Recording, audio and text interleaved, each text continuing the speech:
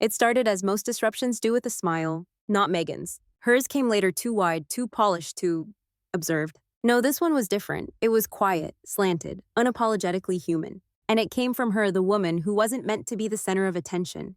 She wasn't on the official guest list as a headline maker. She didn't wear legacy, she wore warmth. Yet somehow the entire room tilted in her direction. An aide paused mid-tray. A footman blinked twice. Even the photographer, a veteran of 3 coronations and a funeral, lowered his lens as if not wanting to interrupt a scene not staged for him. And Harry, he turned, not with the awkward stiffness he's perfected in public appearances, alongside Meghan. Not with the sheepish, yes, dear choreography the tabloids have mocked into memes. No, this turn was unfiltered, soft, instinctual. Like muscle memory finding something it forgot it missed. She said something low-clipped, intimate. The mic didn't catch it. But the way Harry laughed, truly laughed, eyes creased, breath hitched, shoulder drop, was louder than any leak ever could be. Somewhere across the room, Meghan smiled too, frozen, photogenic, out of sync. They say ghosts don't haunt places, they haunt people.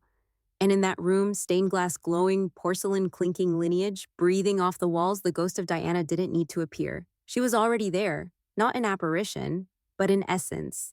And she had chosen a new mirror. It wasn't intentional, of course. The woman, let's call her the Echo, didn't seek the parallel. She didn't arrive to provoke memory. She arrived to share air-sip tea and speak without agenda. But her presence pulled something open. In Harry. In the palace. In every pair of aging Windsor eyes watching the scene unfold with that peculiar cocktail of awe and fear. Because it wasn't the hair, or the eyes, or even the smile. It was the energy, that unteachable quality Diana carried into every room ease. Gravity, the refusal to play a part and yet becoming the centerpiece anyway. And there she was. No ring, no title, no Netflix crew. Just resonance? A woman who didn't need to reclaim her voice because she never tried to sell it in the first place. A woman who didn't pitch vulnerability but radiated it casually like it didn't cost her anything. And Meghan stood next to Harry, all angles, all posture, all curated control. She wore Dior, the Echo wore linen, and somehow the latter looked more royal, not because of class but because of calm. The palace noticed, not with tweets or press statements, but with glances, subtle nods. A butler who poured tea a fraction slower, a cousin who asked one too many follow-up questions. It's these tiny things, these nanosignals, that Meghan has always feared the most. Because once she was the one who bent the air. Once she was the conversation after the gala. Now the palace was remembering how effortless it used to be. Not curated, not calculated, not captioned, just magnetic. And Harry, he remembered too, the way his shoulders relaxed. The way he didn't need to explain himself, the way he looked over not to his wife, but to the Echo, just for a moment. But sometimes a moment is all it takes to shift the center of gravity. And as the camera flashes fired, Meghan turned her face just right. Teeth, chin, lashes, angle. But it was too late. The story had already begun to write itself. And Meghan, she wasn't holding the pen this time. She didn't walk like Diana. She didn't speak with that half-whisper, half-lilt the late princess used when caught between shyness and sharpness. But somehow the palace staff began whispering the same phrase. She reminds me of her. Not her as in Meghan, her as in Diana. The Echo didn't try to mimic. She didn't need to. The resemblance wasn't aesthetic, it was energetic. She leaned in when others talked. She asked for names and remembered them.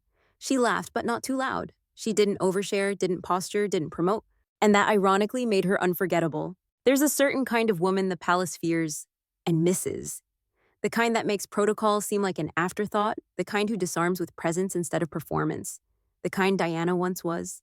And now it seemed that kind had returned, not in blood, but in essence. Harry noticed first, of course he did. It wasn't just the way the Echo tilted her head when listening, or the way she placed her hand gently on an elder's forearm when thanking them for a story. It was how she made silence feel safe. Meghan, by contrast, has never allowed for silence. She fills it with mission statements, with curated vulnerability, with justifications about how misunderstood she is. But the Echo didn't ask to be understood. She just was. And when people are allowed to just be others, relax, even royals. There was a moment blink, and you'd miss it when Queen Camilla herself offered the Echo a knowing smile. A smile that said, "You belong here." Not granted, not forced, simply observed. And the staff, they weren't bowing deeper, they were exhaling. As if someone had cracked a window open, and fresh air, unperfumed and unapologetic, was drifting through the room. The press began circling too, at first quietly, a headline in a mid-tier outlet, the guest who made the Windsors remember. Then came the side-by-side shots, Diana with children, the Echo doing the same. Diana walking beside an elderly veteran, the Echo bending slightly to hold his cane. None of it was staged, but all of it resonated. And Meghan, she noticed, of course she did. She leaned harder into Harry. She laughed louder. She made sure every camera angle captured her best side. But the more she tried, the more the room leaned elsewhere. Because there is something innately disruptive about effortlessness. It reveals the effort in everyone else. And Meghan has always been all effort. She studied Diana, styled herself as a modern version, even quoted her in interviews. But when the Echo appeared, she did none of those things. She just existed, and somehow Diana's essence passed through. Uninvited, unscripted, unmistakable. Harry found himself finishing her sentences, not because he was trying to, because he could. He remembered that feeling. Before the media deals, before the strategists, before the monologues. The Echo didn't try to be his mother. She didn't need to be. But she reminded him of what it felt like to be around someone who didn't want anything from him. And that in a world where every smile comes with subtext is a revolution. So while Meghan calculated headlines and polished her grin, the Echo simply breathed, and with every breath the room shifted further. The palace didn't say it, they never do, but they remembered. And when institutions remember something they lost, they begin to reconsider what they kept. The cameras loved her. They always had, but this time they hesitated. The lenses found Meghan Markle dressed immaculately, smiling with textbook grace, but they didn't linger. Because on this day, there was another expression the crowd found more captivating: ease. Not the smile that stretches, but the one that rests. Not the laugh that's rehearsed, but the chuckle that escapes. Not the presence that demands attention, but the one that simply holds it. And Meghan, she felt it before a single headline was written, before a single clip went viral. She felt it in the subtle shift of attention, the way conversation floated past her like she wasn't the gravitational pull anymore. She felt it in Harry's posture relaxed, in the Echo's laughter low and forced, in the staff's eyes not disrespectful, but less alert around her. Meghan stood exactly where she'd always stood, next to the spotlight, but the spotlight wasn't looking at her. So she smiled, that perfect Duchess smile, white-framed, photographed, but it cracked at the edges. Because when effort meets indifference, the only thing louder than silence is the absence of awe. She tried, of course she did. Adjusted her stance, asked about someone's charity, leaned into Harry with a careful touch. But the gestures once interpreted as warm now felt rehearsed. And next to the Echo's simplicity, Meghan's performance began to show its seams. It wasn't malice, it wasn't cruelty. It was just comparison. The kind that doesn't need to be said, the kind that hangs in the air between linen and couture, between ease and elegance, between real and refined. A journalist caught the moment, frame 37 of a wide group shot. Harry turned to the Echo. The Echo laughed. Meghan smiled at the camera. But in that, still something shifted. The laughter looked lived in, the smile looked lonely, and no caption could fix that. Later that evening, at a smaller reception, Meghan brought up the Echo to a senior courtier. Casually, of course. Polished. She reminds people of Diana, doesn't she? The courtier smiled back. She reminds Harry of peace. And that landed heavier than any tabloid ever could. Because in all her speeches about healing, all her podcasts about truth, all her memoir-level disclosures, Meghan had missed something. Peace doesn't need to be declared, it just shows up. And when it does, you notice who brings it, or who doesn't. Harry brought Meghan once, introduced her as light love change, but over time the light dimmed. The love hardened. The change demanded justification. Now he stood with someone who didn't promise anything. She didn't ask to be seen, she just saw him. And Meghan, she smiled, because what else is left when the crowd applauds what you used to represent? She smiled when the Echo spoke. She smiled when the Queen Consort nodded. She smiled when the press whispered. And that smile held. For seconds, for photographs, for control.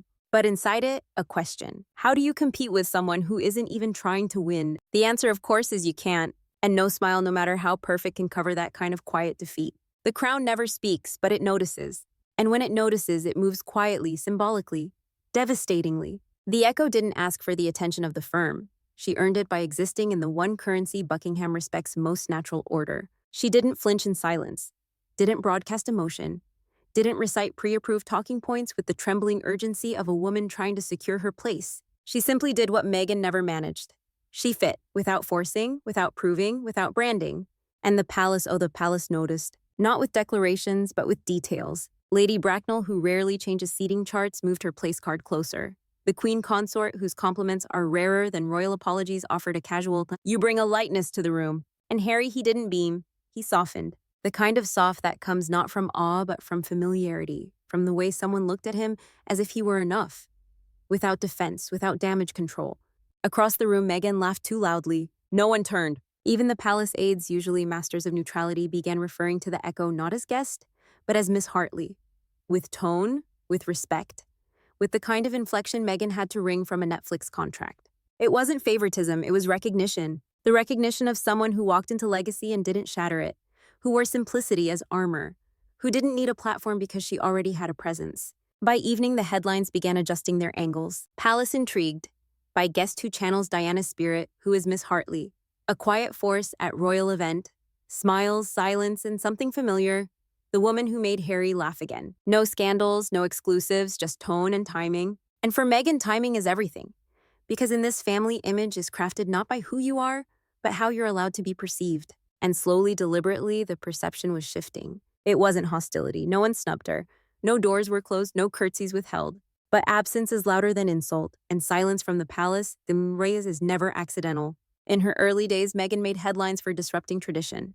Now she was being overshadowed by someone who restored it. Not by command, not by campaign, but by comfort. The palace has always preferred ease over ambition, and ambition without discretion, that was Meghan's fatal perfume. The Echo didn't smell like strategy, she smelled like memory. And nothing triggers loyalty and royalty like the comfort of the past. For years, Meghan tried to modernize the monarchy's emotional script, but the Echo didn't need a rewrite. She just reminded them what the original had felt like. And as the chandeliers dimmed and the night closed in, the palace took a mental note. Noted the difference between the practice wave and the genuine glance, between the performance of compassion and its effortless embodiment. And Meghan, she posed by a window, framed in gold, smiling, but no one asked for a photo, because the story had moved on, and the palace had already begun casting, not for a replacement, but for a reflection. And for once, it wasn't her face in the mirror. She wasn't supposed to matter, not like this. She wasn't in the press kit, not on the spreadsheet of strategic allies, not someone a palace PR team could mold into the right kind of woman. She was just there. And yet when she entered the room, something long buried within the Windsor walls stirred. Not shock, not suspicion, just remembering. She reminded them of what they'd lost, not in spectacle, but in spirit.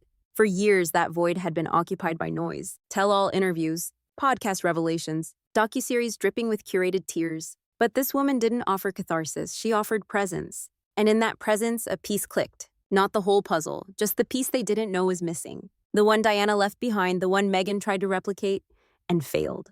Because you can imitate mannerisms, you can echo language, you can even wear the same perfume, but you cannot fabricate weightless impact.